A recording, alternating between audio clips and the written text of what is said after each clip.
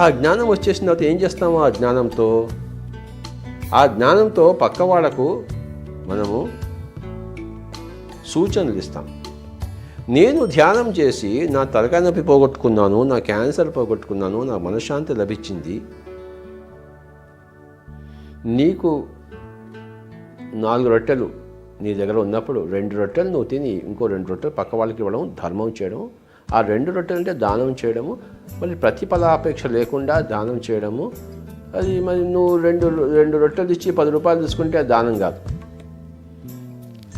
అలా ఇచ్చేయాలంతే, అది దానం, అది ధర్మం. నువ్వు 2 రూపాయలు ఇచ్చి 10 రూపాయలు తీసుకుంటే, 2 రొట్టెలు ఇచ్చి 10 రూపాయలు తీసుకుంటే అది వ్యాపారం అవుతుంది. నువ్వు 2 రొట్టెలు వాడికి ఇచ్చేస్తే మళ్ళీ దాని గురించి ఏమీ ఆలోచించకుండా, ప్రతిఫలం ఆశించకుండా అది దానం అవుతుంది. ఆ దానము ధర్మం. నీకు ధ్యానం నేర్పిస్తాను, నాకు 1000 రూపాయలు ఇయ్యి అంటే నువ్వు ఆ ధ్యానాన్ని దానం చేసావా, లేకపోతే అది నువ్వు వ్యాపారం చేస్తున్నావా? కనుక ఆ ధ్యానాన్ని దానం చేయాలి. నీ అనుభవాలను అందరికీ చెప్పాలి, వాళ్ళ దగ్గర నుంచి ఏది ఆశించకుండా. ఆ దానము నీ ధర్మం. మా గురువు గారు నాకు సంగీతం నేర్పించారు. ఆయనకి నేనేమి డబ్బులు ఇవ్వలేదు. ఆయన నాకు ఆ యొక్క సంగీత జ్ఞానాన్ని దానం చేశారు. అది ఆయన ధర్మం. అలాగే నా దగ్గరికి ఎవరు వచ్చినా కూడాను నేనేమి డబ్బులు తీసుకోను. ఎందుకంటే నేను ధర్మయుతుడను. డబ్బుల కోసం ఇంకేదైనా ఉద్యోగం చేస్తాం. కోరమండల ఫర్టిలైజర్లో ఉద్యోగం చేశాను 4 రాళ్ళు సంపాదించడం కోసం, పెళ్ళాం బిడ్డల్ని పోషించడం కోసం. అంతేగాని ధ్యానాన్ని అడ్డం పెట్టుకుని నేను డబ్బులు సంపాదించలేదు. ధ్యానం వచ్చిన తర్వాత ధ్యానం అందరికీ ఇస్తున్నాను. వాళ్ళు ఏదైనా ఇంత ఇస్తే వాళ్ళు నాకు తిరిగి దానం చేస్తే 1 రొట్టె, 2 రొట్టెలు, 2 ముక్కలు అది తింటున్నాను. నేను వాళ్ళకి దానం చేస్తున్నాను, నా దగ్గర ఉన్నది. వాళ్ళ దగ్గర ఉన్నది వాళ్ళు నాకు దానం చేస్తున్నారు. పరస్పరము ధర్మంలో జీవిస్తున్నవారు.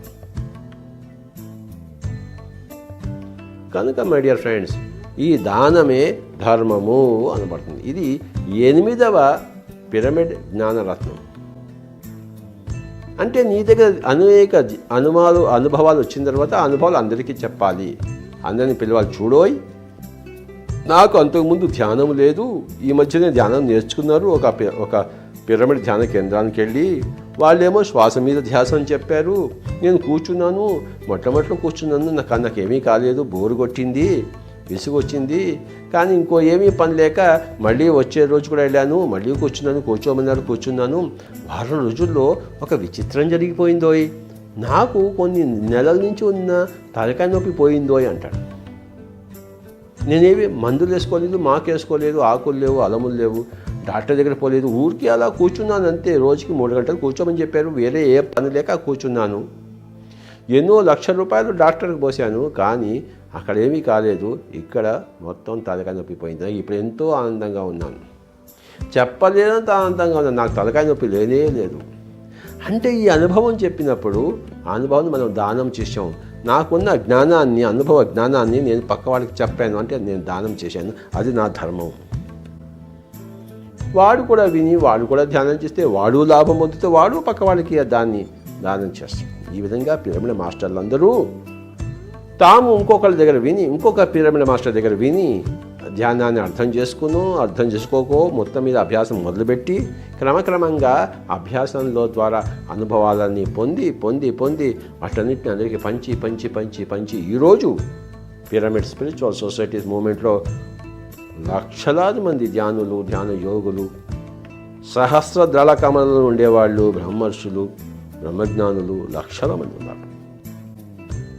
కనుక అదంతా దాన ధర్మం వల్లనే ఆ యొక్క గొప్ప ధ్యాన సామ్రాజ్యము, ఒక ధ్యాన ప్రపంచం ఇప్పుడు ఏర్పడింది.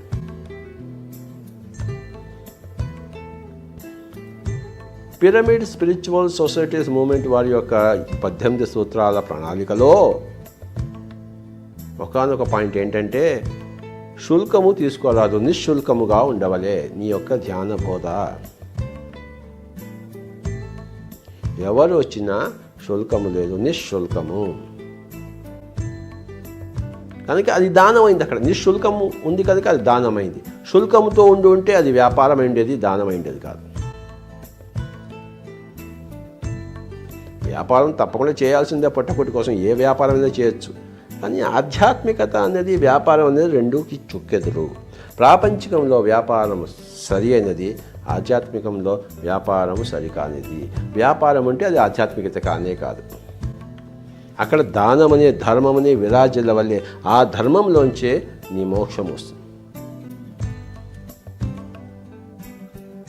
కనుక ఆత్మే పరబ్రహ్మము, జీవుడే దేవుడు, దేహమే దేవాలయము, శ్వాసే గురువు, సమయమే సాధన, సహనమే ప్రగతి, అనుభవమే జ్ఞానము. 8వది దానమే ధర్మం. మై డియర్ ఫ్రెండ్స్, దానమే ధర్మము అని తెలుసుకున్నాం.